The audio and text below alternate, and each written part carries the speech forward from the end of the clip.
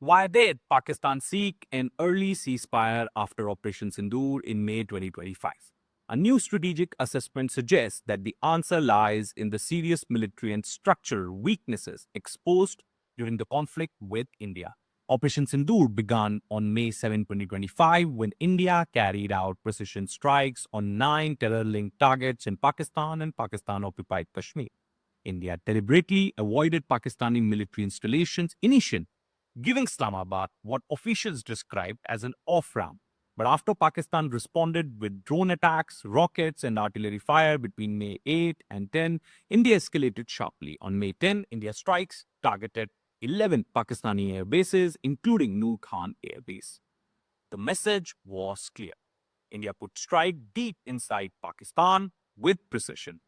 According to the assessment by some experts, Pakistan feared that the next phase could target command and control centers, military leadership nodes, and strategic infrastructure, potentially disrupting the entire military chain of command. And what happened after the ceasefire is perhaps even more revealing. Pakistan rapidly accelerated military modernization. Pakistan accelerated efforts to establish the Pakistan Army Rocket Force Command Center on the indigenous Fatah series guided multi-launcher rocket system. Then planned restructuring of artillery divisions at Gujranwala and Pano Akil in ARF Division North and ARF Division South, along with induction of additional missile regiments under direct GHQ control. It also moved to create a Pakistan Army Rocket Force Command, inducted Chinese Z-10 attack helicopters, expanded drone and UAV programs, increased artillery ammunition production, and fast-tracked procurement of Chinese SH-15 mounted gun systems. Pakistan also signed multiple defense deals with China and Turkey, including drones, submarines, air defense systems, and electronic warfare cooperation agreements. Beyond military procurement, the most revealing development has been Pakistan's constitutional and command restructuring through the 27th Constitutional Amendment.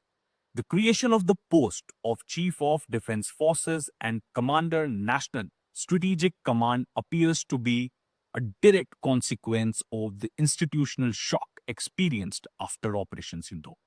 By constitutionally consolidating authority under the Pakistan Army Chief and abolishing the office of Chairman, Joint Chiefs of Staff Committee, Pakistan appears to have acknowledged weaknesses in inter-services coordination, strategic command integration, and crisis management structures.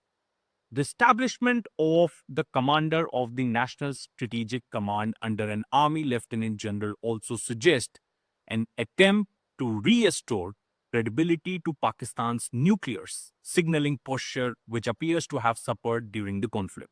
The move reflects concerns within Pakistan's establishment that its entire deterrence narrative may no longer have carried the same strategic weight after India demonstrated willingness to undertake calibrated military action despite nuclear overhang. These developments strongly indicate that Pakistan's post-May 2025 military modernization drive was not born out of strategic confidence, but rather from the exposure of serious operational failures. Emergency measures to plug operational gaps exposes uh, Pakistan's military preparedness. And there's another pressure point. Pakistan's military was already stretched with developments along the Afghan border, internal counter-terror operations in Balochistan and Khyber Pakhtunkhwa, and commitments in Saudi Arabia. Now, Pakistan's early ceasefire request may have been less about diplomacy and peace and more about preventing a deeper military and strategic crisis.